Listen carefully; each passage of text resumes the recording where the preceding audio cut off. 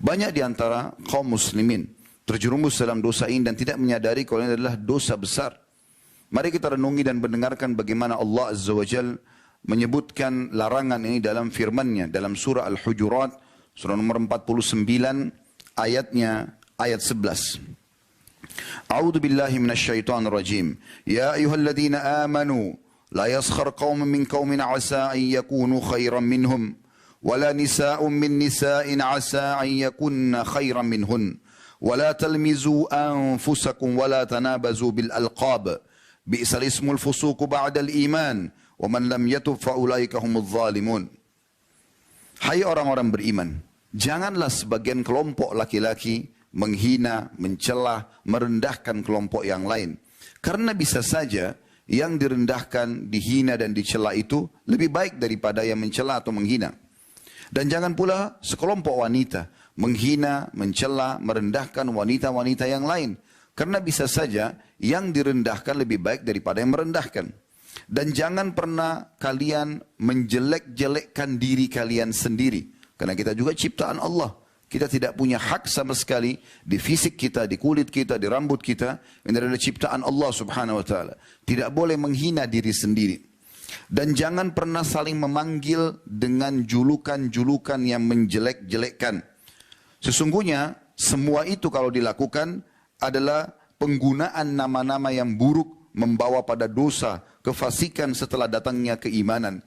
Dan barang siapa yang tidak bertobat dari semua itu, maka mereka adalah orang-orang yang zalim. Seorang sahabat bernama Abu Jurayy radhiyallahu anhu, beliau pernah berkata kepada Nabi SAW setelah syahadat, berilah aku wasiat. Maka kata Nabi SAW, la tasubbanna ahad. Wasiat Nabi SAW kepada seorang mu'allaf yang baru masuk Islam, yang pertama adalah, jangan pernah kau menghina siapapun. Kata Abu Jurayy radhiyallahu anhu, setelah mendengarkan wasiat tersebut, aku tidak pernah menghina, mencela, merendahkan seorang pun. Baik ia adalah seorang yang merdeka atau budak. Bahkan aku tidak pernah sama sekali menghina unta ataupun domba. Ibnu Katsir rahimahullah menjelaskan lebih dalam tentang masalah tafsir surah Al-Hujurat, surah nomor 49 ayat 10 tersebut dalam tafsir beliau, tafsir Quran Azim yang masyhur. Beliau mengatakan terjemahnya kurang lebih Allah Ta'ala melarang dalam ayat ini melecehkan, merendahkan, menghina siapapun. Hal itu sejalan karena menghina, sejalan dengan hadis Nabi SAW. Hal itu karena menghina dan mencela sejalan dengan larangan dalam hadis Nabi SAW. Sombong itu menolak kebenaran dan merendahkan atau menghina orang lain. Dan ini jelas adalah perbuatan yang haram. As-Sa'di juga mengatakan dalam tafsir beliau, Taisir Al-Karim Ar-Rahman, yang terjemahnya kurang lebih dalam ayat, terdapat kandungan hak seorang mukmin dengan mukmin yang atau dari mukmin yang lain, yaitu jangan menghina, mencela orang lain, baik dengan kata-kata ataupun perbuatan yang mengandung makna merendahkan sesama muslim, dan perbuatan tersebut jelas hukumnya haram. Perbuatan ini menunjukkan bahwa orang-orang yang menghina, mencela dan merendahkan itu merasa kagum dengan dirinya sendiri sehingga dia masuk dalam ancaman dosa lain, yaitu sombong. At-Tabari juga menyebutkan dalam tafsir beliau Jami' al-Bayan, Allah menyebutkan secara umum larangan untuk mencela, menghina, merendahkan orang lain, dan itu mencakup seluruh bentuk celaan. Tidak boleh seorang mukmin mencela mukmin yang lain karena kemiskinannya, bahkan tentang dosa yang dia lakukan ataupun yang lainnya. Pernah ada beberapa sahabat menertawakan Abdullah bin Mas'ud radhiyallahu anhu. Abdullah bin Mas'ud orang yang sangat kurus badannya. Beliau naik di atas sebuah pohon kurma, kemudian tertiuplah angin yang kencang sehingga membuat betis beliau tersingkap. Dan ada beberapa sahabat tiba-tiba menertawakan itu, spontan. Maka Nabi SAW bersabda kepada mereka, apa yang membuat kalian tertawa? Kata mereka, kecil betisnya ya Rasulullah. Maka apa jawaban Nabi SAW? Wajah beliau memerah dan mengucapkan sabda beliau ini. Beliau mengatakan, walladhi nafsi biyadih, lahuma athkalu fil mizani min Uhud. Hadis sahih riwayat Ahmad. Artinya beliau mengatakan, demi zat yang jiwaku dalam genggaman, maksudnya demi Allah, sesungguhnya kedua betisnya beliau masuk itu lebih berat di timbangan hari kiamat nanti daripada gunung Uhud. Bahkan istri Nabi SAW sendiri pernah ditegur oleh beliau, Aisyah radhiyallahu anha. Dalam sebuah riwayat yang sahih, riwayat Abu Dawud, Tirmidzi dan Imam Ahmad. Pernah Aisyah mengatakan kepada Nabi SAW, hasbuka min Safiyati kada wa kada. Cukuplah ya Rasulullah, engkau selalu membela Safiyah, salah satu istri Nabi yang lain, karena ini dan itu. Wa qala ba'dur ruwat ta'ni qasirah. Beberapa rawi mengatakan yang Aisyah maksudkan adalah karena Safiyah dikatakan pendek. Faqala Nabi sallallahu alaihi wasallam, maka Nabi SAW bersabda, laqad qulti kalimatan law muzijat bima'il bahri lamazajathu.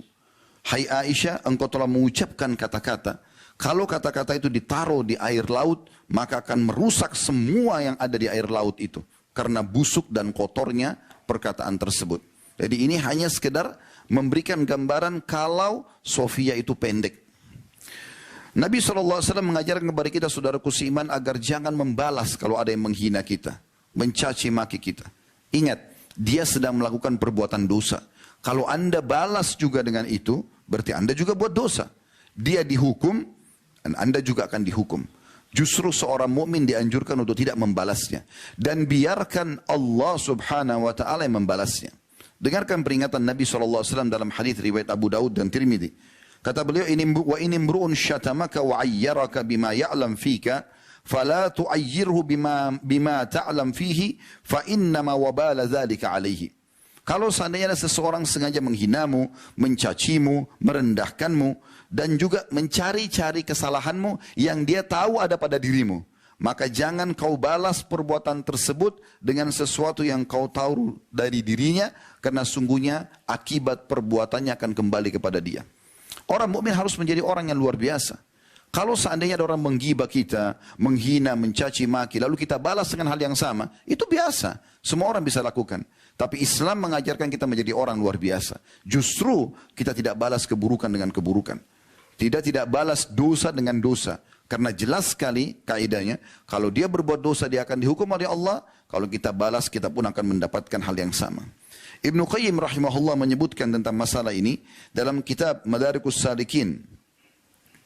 Di jilid 1 halaman 176 beliau mengatakan, wa kullu ma'siyatin uyyirat biha akhaka fahiya ilaika yahtamil an yurida bihi annaha sabira ilaika wala budda an ta'malaha. Semua maksiat yang dikerjakan oleh seseorang saudaramu yang sengaja kamu jelek-jelekkan, maka pasti akan kembali kepadamu. Maksudnya engkau akan bisa melakukan dosa tersebut. Kalau ada orang berbuat zina, riba, berbohong, dosa apa saja, tugas kita dalam Islam kembali kepada dasarnya, nasihati dan tutupi. Nasihati dia, ini nggak boleh saudaraku, ini haram misalnya. Setelah selesai, udah, kita sudah dapat pahala, nggak usah lagi kita membuka-buka itu ke sana sini. Kecuali dalam satu keadaan, kata para ulama, memang perbuatan dia mengandung kriminal yang berbahaya bagi orang lain. Contoh, dia mau mencuri misalnya. Kita udah nasihatin tapi dia tidak mau dengar. Tetap aja dia ingin melakukan, maka kita boleh melaporkan. Itu pun batasannya kepada orang-orang yang akan menjadi korban atau orang yang bisa memberhentikan kemungkarannya. Selain daripada ini tidak dibolehkan. Demikian pula dalam kitab Al-Urfus Syadhi, Syarah Sunan Tirmidzi, beliau mengatakan ta'yir atau sengaja menghina, mencari-cari kesalahan berbeda dengan mengingkari kemungkaran. Karena menghina dan menjelekkan mengandung kesombongan atau meremehkan orang lain dan merasa diri lebih bersih atau telah bersih dari dosa. Mari kita renungi bersama-sama beberapa hadis Nabi SAW yang melarang semua ini, melengkapi bahasan kita. Saya hanya menyebutkan hadis dan terjemahannya, mungkin sedikit ada tambahan penjelasan kalau dibutuhkan. Karena hadis ini sudah sangat jelas. Kita hanya ingin memperkaya, ternyata banyak sekali informasi dari Nabi SAW yang melarang untuk mencela dengan alasan apapun. Yang pertama adalah sabda Nabi SAW riwayat Imam Muslim yang terjemahnya kurang lebih, cukuplah seseorang berbuat dosa yang sangat berat. Ini menandakan berarti mencela, menghina, merendahkan adalah dosa besar. Cukuplah seseorang berdosa yang berat atau besar jika dia merendahkan saudaranya Muslim. Dalam hadis yang lain, kata Nabi SAW, al-mutasabbani ma qala fa'alal badi'u ma lam ya'taddul mazlum. Hadis sahih riwayat Muslim dan Abu Daud.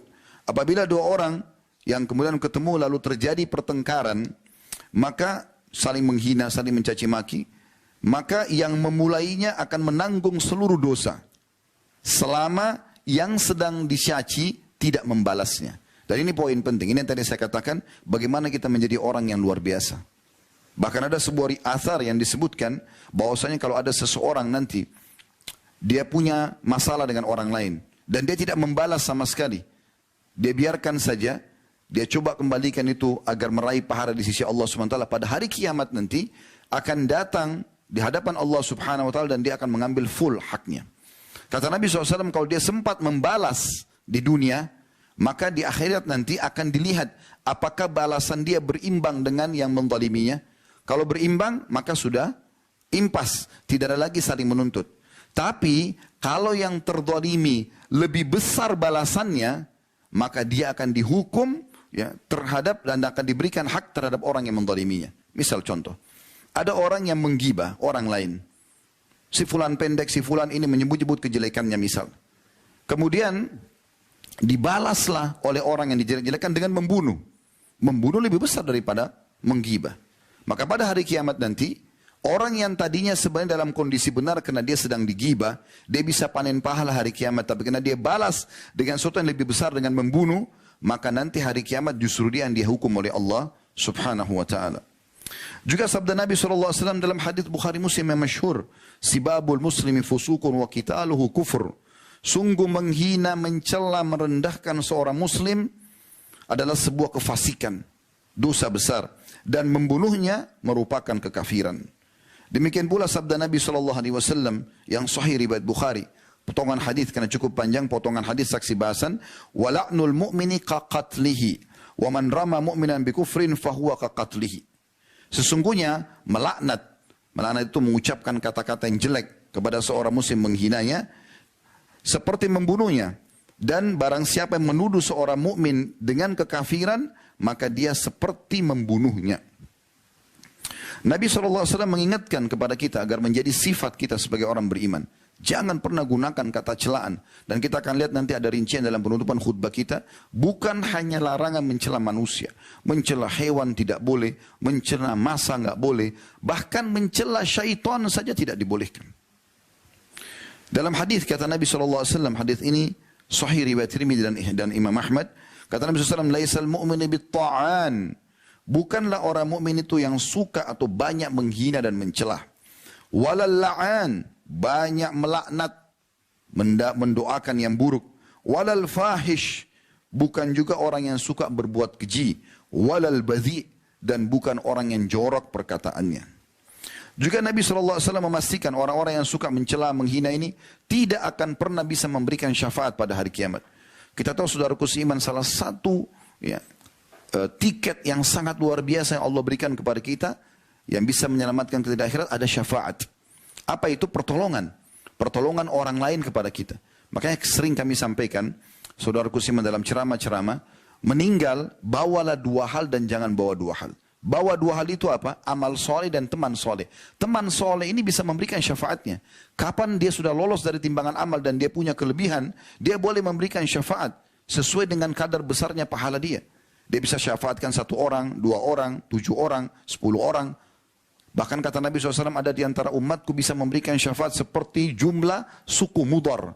Suku yang sangat besar di suku Arab. Ratusan ribu jumlah orang itu. Dan itu dia bisa memberikan karena banyaknya amal soleh dia.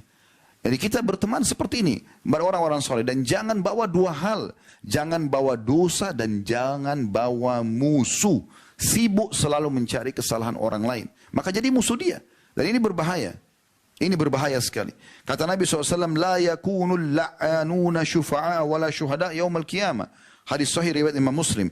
Orang yang suka melaknat, menghina, merendahkan, menjatuhkan orang lain, maka mereka tidak akan pernah bisa memberi syafaat dan tidak akan pernah bisa jadi saksi pada hari kiamat. Makna saksi di sini, kita ini umat Muhammad SAW akan bersama Nabi SAW memberikan saksi kepada nabi-nabi sebelum kita. Dalam satu riwayat dikatakan nanti Nabi Nuh akan didatangkan pada hari kiamat. Lalu Allah Subhanahu Wa Taala bertanya, hai Nuh, apa kau sudah sampaikan ya apa yang aku perintahkan? Allah sudah tahu, tapi Allah sengaja tanya di pengadilannya. Kemudian Nabi Nuh mengatakan, aku sudah sampaikan ya Allah sebagaimana kau ketahui. Ditanya kaumnya, apakah kalian kenal dan Nuh sudah menyampaikan kepada kalian? Mereka serentak mengatakan yang kafir, kami tidak pernah mengenal orang ini dan tidak pernah mendengar penyampaiannya. Maka Allah subhanahu wa ta'ala mendatangkan Nabi Muhammad SAW dan umatnya. Tapi di sini orang-orang pilihan saja yang akan datang hari kiamat dan memberikan kesaksian. Benar ya Allah, engkau telah turunkan dalam Al-Quran surah Nuh, surah Anbiya dan kisah-kisah yang lain. Dalam beberapa surah lain kisah tentang Nabi Nuh kalau dia sudah menyampaikan kepada kaumnya. Maka tegaklah hujah dan kaum Nabi Nuh akhirnya yang kafir dimasukkan ke dalam api neraka. Tapi ini hanya bisa diberikan kesaksian bagi orang yang tidak suka mencela. Ada hadis yang luar biasa, hadis ini perlu direnungi baik-baik. Hadis ini diriwayatkan oleh Al-Hakim. Saya akan ulangi 2 kali hadis ini, walaupun Anda sudah faham di pertamanya, karena ini penting sekali. Kata Nabi SAW, Ar-riba 73 baban. Riba itu, dosa riba, ya, transaksi riba, itu ada 73 pintu, tingkatan level, beratnya gitu. Apa kata Nabi SAW? Aisaruha ayyankihar rajulu ummah. Yang paling rendah dari dosa riba itu adalah seseorang menikahi ibunya sendiri. Berzina sama ibunya. Di bab zina, saudaraku seiman, ada banyak level-levelnya. Yang paling berat berzina antara mahram. Ibu sama anak, ayah sama anak, ponakan sama tante, tante sama paman sama ponakan, saudara sama saudari. Ini mahram.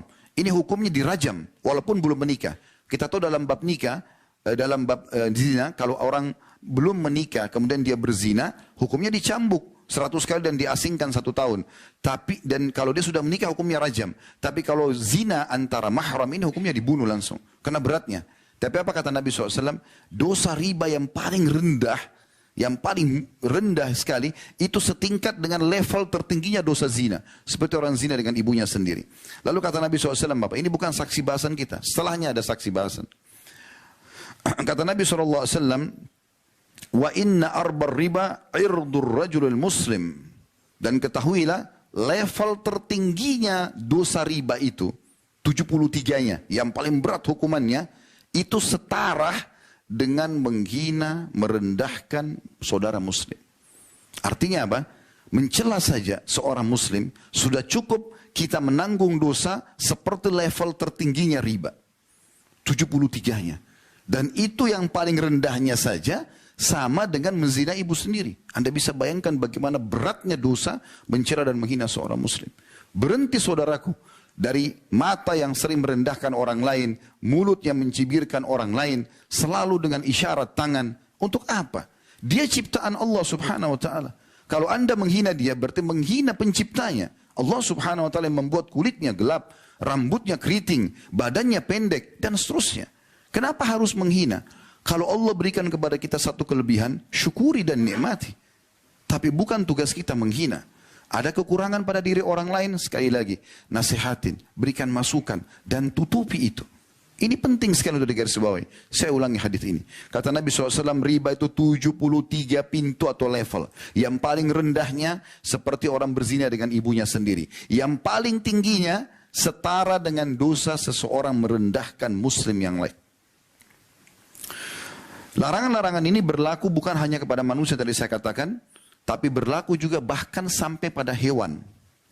Terjadi dalam sebuah riwayat Imam Muslim, bahwasanya saya langsung terjemahkan karena cukup panjang. Ada seorang wanita, diriwayatkan oleh Abu Barza Al-Aslami radhiyallahu anhu, beliau mengatakan, ketika seorang budak wanita berada di atas seekor unta tunggangan, lagi jalan bersama Nabi SAW, dan di atas unta itu terdapat ada barang orang-orang, titipan orang-orang. Dan ketika unta itu melihat Nabi SAW dan mereka lagi jalan, terhimpit, mengecil jalan itu dengan ada gunung di depan mereka. Maka tiba-tiba wanita ini ingin jalan lebih cepat. Dan dia mengatakan pada untanya, cepatlah hai unta, semoga Allah melaknatmu. Dia membahasakan itu. Celakalah kamu. Gitu. Maka Nabi SAW langsung spontan mengatakan, ketahuilah unta yang telah dilaknat tidak boleh mendampingi kami.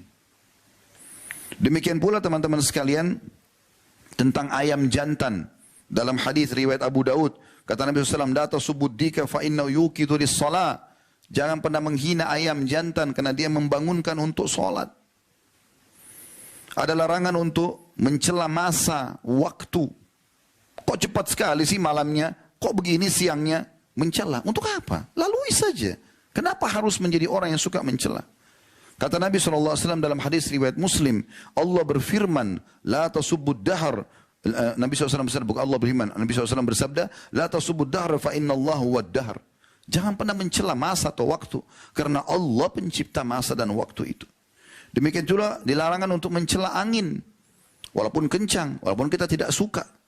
Kata Nabi SAW dalam hadis, la tasubbur riha, fa idza ra'aitum minha ma takrahun, faqulu Allahumma inna nas'aluka min khairi hadhihi ar-rih, wa min khairi ma fiha, wa khairi ma ursilat bihi.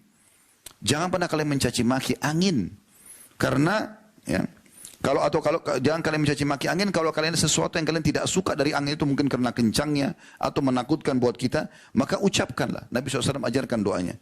Ya Allah, aku minta kebaikan angin ini, kebaikan yang ada di dalamnya, dan juga kebaikan yang dia diutus untuknya. Ditiupkan oleh Allah ini pasti ada tujuannya. Kebaikannya saja kami minta ya Allah. Wa na'udzubika min syarri hadhir rih, dan kami berlindung kepadamu dari keburukan angin ini. Wa min syarri ma fiha, keburukan yang ada di dalamnya. Wa syarri ma ursilat bihi, dan keburukan yang dia diutus oleh atau untuknya.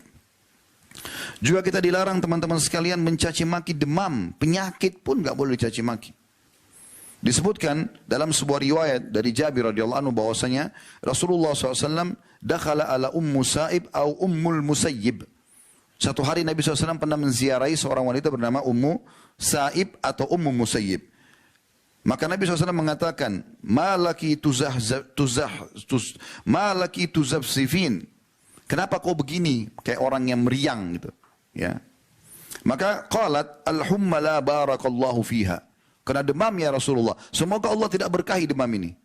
Bahasanya bayangkan ya. Semoga Allah tidak berkahi. Dia berdoa sebenarnya. Tapi karena mengandung unsur menjelekkan. Maka Nabi SAW mengatakan. Faqala sallallahu alaihi wasallam. La tasubbil humma. Jangan pernah kau caci maki penyakit demam ini. Fa innaha tudhibu khataya bani Adam. Kama yudhibul kiru khabatal hadid.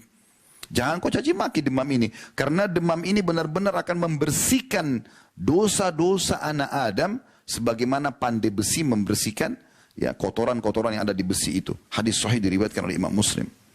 Demikian pula teman-teman tidak boleh mencela makanan, menghina makanan. Suka makan, tidak suka tolak saja. Tapi jangan bilang, kok asin sekali, kok begini, kok begitu. Akhi, tidak cocok, tinggalkan. Cocok makan. Disebutkan dalam sebuah riwayat, dan hadis ini riwayat Bukhari Muslim dari Abu Hurairah radhiyallahu anhu, beliau mengatakan, ma'aban Nabi sallallahu alaihi wasallam ta'aman qat.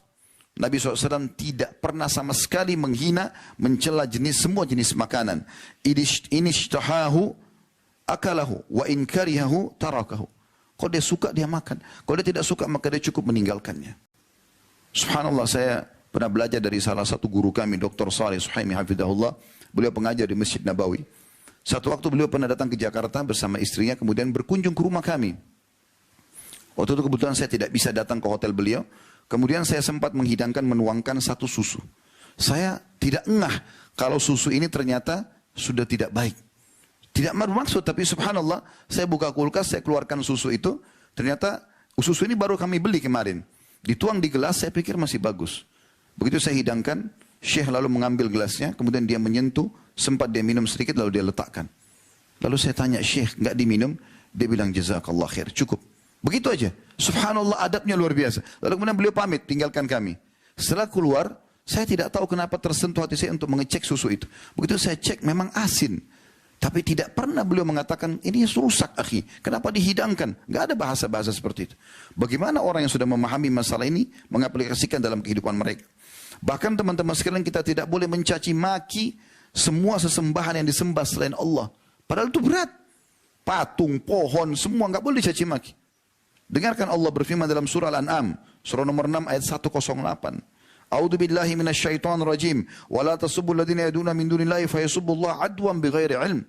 Jangan pernah kalian menghina, mencela, merendahkan sesembahan-sesembahan yang mereka sembah selain Allah. Karena bisa saja mereka balik menghina, mencela, merendahkan Allah dengan melampaui batas tanpa pengetahuan. Dakwahi saja. Sampaikan, gini, kita punya produk namanya Islam. Isinya beriman pada Allah SWT dan seluruh syariat yang Allah perintahkan. Itu produk kita. Kita tawarkan saja. Tidak usah korek-korek orang lain. Itu yang paling baik. Maka produk ini diterima, alhamdulillah. Tidak diterima itu hak dia. Allah SWT mengatakan la ikraha fiddin, tidak ada paksaan dalam agama. Bahkan teman-teman sekalian, ini sebagai penutup, tidak boleh kita mencela syaitan. Kita sudah tahu syaitan ini ya penyesat manusia.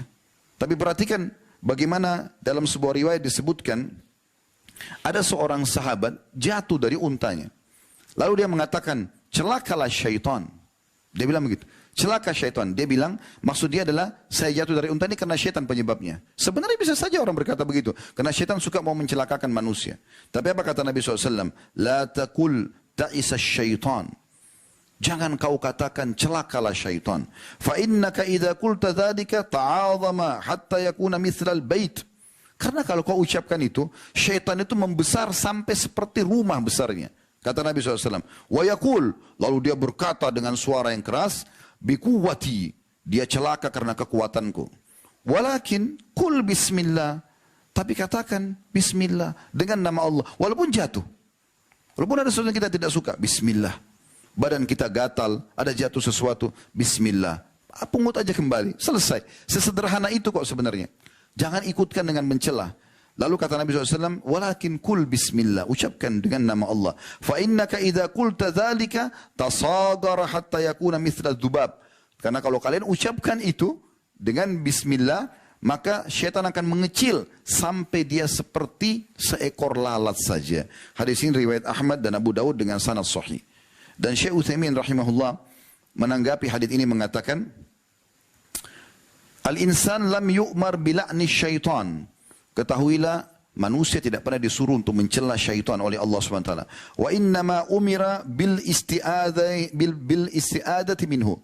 Tapi yang diperintahkan adalah berlindung kepada Allah dari syaitan. Itu yang diperintahkan, bukan mencelanya. Kalau kita terganggu, a'udzubillahi minasyaitonir rajim. Sudah, biarin Allah yang ambil alih syaitan itu. Karena kalau kita baca isti'adzah, a'udzubillahi minasyaitonir rajim, aku berlindung kepada Allah dari syaitan yang terkutuk. Rajim bisa bermakna, kalau terjemah maksudnya terkutuk. Rajim makna dalam letter bahasa Arab adalah terajam. Seperti Allah SWT sebutkan dalam surah Al-Mulk. Fungsi daripada bintang-bintang, waja'alnaha rujuman li syayatin. Kami jadikan sebagai rajam buat syaitan-syaitan. Tujuannya itu. Jadi kalau kita bilang a'udzubillahi minasyaitonir rajim, Allah merajamnya. Allah membakar syaitan-syaitan yang mengganggu kita. Jadi enggak usah repot-repot habisin energi, marah-marah, caci maki syaitan, itu tidak pernah. Tidak ada gunanya sama sekali. Oh, syaitan juga tidak kelihatan. Tidak ada juga manfaatnya. Tapi kalau kita baca isti'adzah, Allah lindungi kita dari kejahatan dia dan Allah musnahkan dia. Itu kan lebih telak. Ini penting untuk digarisbawahi. Kata beliau, wa innama umira bil isti'adzati minhu. Diperintahkan untuk berlindung kepada Allah dari syaitan itu. Kama qala ta'ala, sebagaimana Allah Ta'ala telah berfirman, wa imma yanzagannaka minasyaitonir nazghun fasta'id billah innahu was-sami'ul alim. Kalau seandainya syaitan mulai mengganggumu, maka berlindunglah kepada Allah. Sesungguhnya Allah maha mendengar, lagi maha mengetahui. Diambil dari kitab Majmu' Fatwa beliau, di jilid 3, halaman 125. Aku qauli hadza, saya sudah mengucapkan perkataan saya ini. Wa astaghfirullah li wa lakum. Dan saya istighfar kepada Allah, mengajak jamaah istighfar kepada Allah.